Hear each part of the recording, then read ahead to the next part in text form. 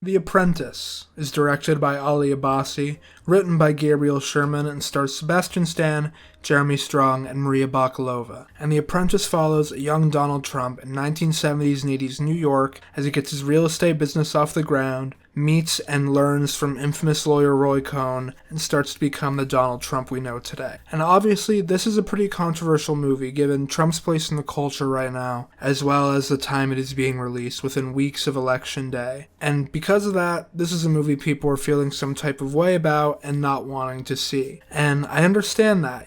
People are sick of seeing Trump and they don't care to learn more about what he was like when he was young. These are reasons I totally understand and maybe even relate to. But in spite of all that, I was really excited for this movie. And honestly, this movie completely delivered for me. I absolutely loved it, and it's one of my favorites of the year. It immediately grabbed me and put me in its time and place. Starts in a dark, smoky club at night, shot on beautiful 16mm by Casper Tuxen, and we see Trump and Cohn first meet. And the second Sebastian Stan and Jeremy Strong are interacting on screen, there's so much energy between them. They're so fun and engaging to watch, even though you can tell that they are two awful, awful people. But they're two awful people in very different stages. And through the first act, we see them go on this sort of series of adventures, lessons, and rom-com-esque moments, as this Letterboxd review says. And these moments are so entertaining, and they're so effective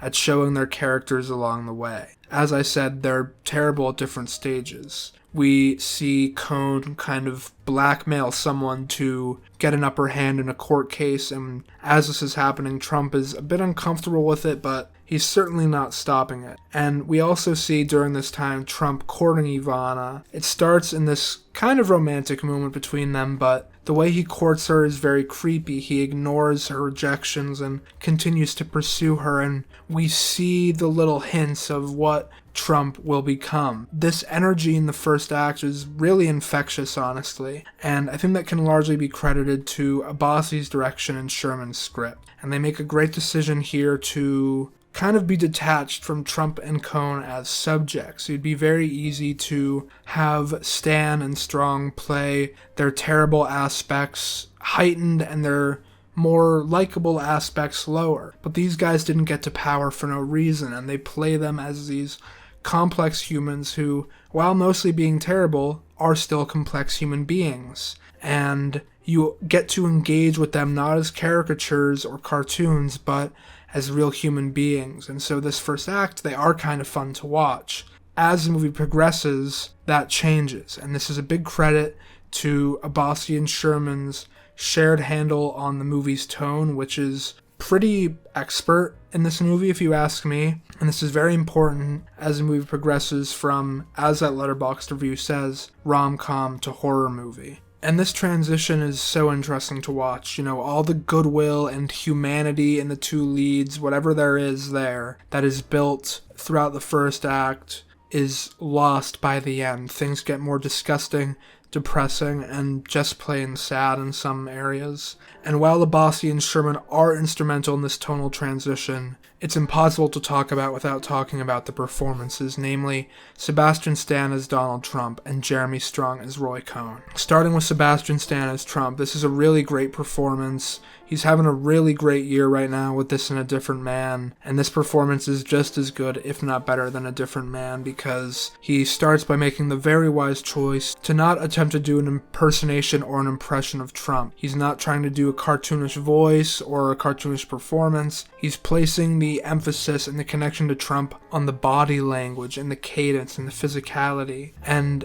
it's a great, effective choice to, at the beginning of the movie, separate Trump from the Trump we know now. Of course, this is the same guy, but it's him 50 years before, so he's going to be different. But they keep them separate until they don't want them to. As the movie progresses, and this is one of the greatest aspects of Stan's performance, you see these terrible aspects of Trump that we're more familiar with today start to pop up more. His mannerisms, his speaking style, and his cadence all become a bit more exaggerated. They still don't bridge into cartoonish. Stan keeps it very subtle and very reserved, but you notice this difference absolutely. You see him get fatter, he gains weight, his physicality changes, and it's really interesting to watch. He starts the movie as sort of this awkward, strange guy who's even kind of entertaining to watch and root for, and he transforms into this disgusting monster. As the movie progresses, Stan has moments where he has to be so vile as Trump, and he still doesn't overplay them. He plays them so real, and it makes them land all the more. You feel repulsed by the things he says, the way he acts, the things he does. You feel so disgusted by them, and Stan plays them so grounded, which makes the horror aspects of them land a lot more. It's just a genuinely great performance that gets better and better the more I think about it. It's one of the best of the year and would absolutely be deserving of an Oscar nomination. I think part of the reason this transition into terror is so effective is because it directly contrasts Jeremy Strong's performance as Roy Cohn. You know, going into the movie, I haven't seen Succession. I know, I suck.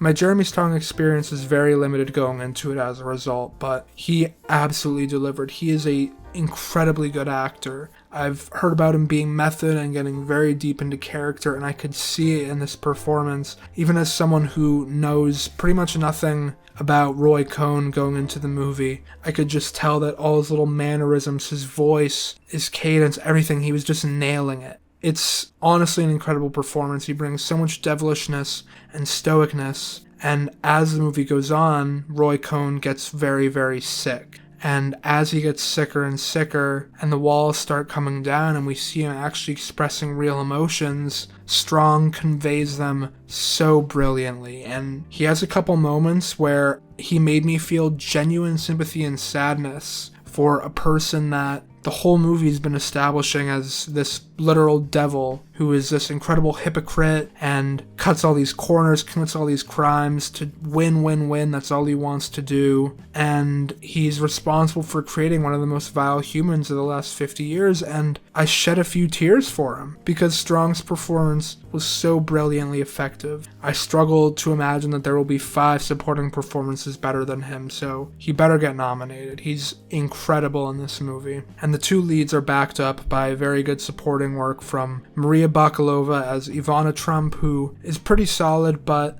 some of her line reads, the accent is a little too thick, and I literally couldn't understand it. And I understand you want to be truthful to real life, but that was a little bit of a miss for me, but I think she's very good. And these performances are so essential and so effective in mirroring the movie's tone and feelings. And the whole cast, along with Abbasi and Sherman, just seem very much on the same page here and allow the tone throughout the movie to be exactly what everyone wants it to be and make the movie so much more effective, going from, like the Letterboxd review says, a rom-com to a genuine horror movie, to having so many genuinely disgusting and terrifying moments and scenes to watch in the latter 2 acts.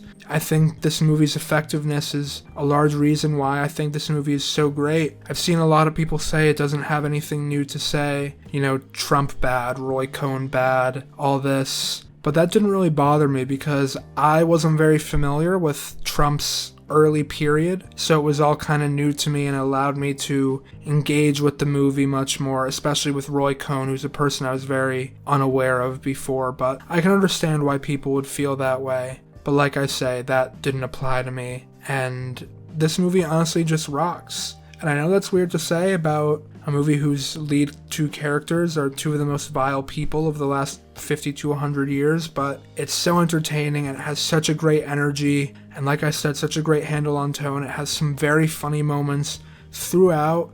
There's a lot more laughs when there should be and a lot less when there should be, but they're there throughout the movie and they're so effective. All the performances are great. Sebastian Stan and Jeremy Strong are amazing. Jeremy Strong in particular, one of my favorite performances of the year. Great screenplay, great directing, just an awesome movie that totally worked for me. I'd highly recommend it to everybody. I know it's controversial at this time, but however you feel about Trump, hopefully, if you feel more negative towards him, I think you'll enjoy this movie more. You should see this. Highly recommend it. One of my favorite movies of the year. So yeah, thank you so much for watching. Goodbye!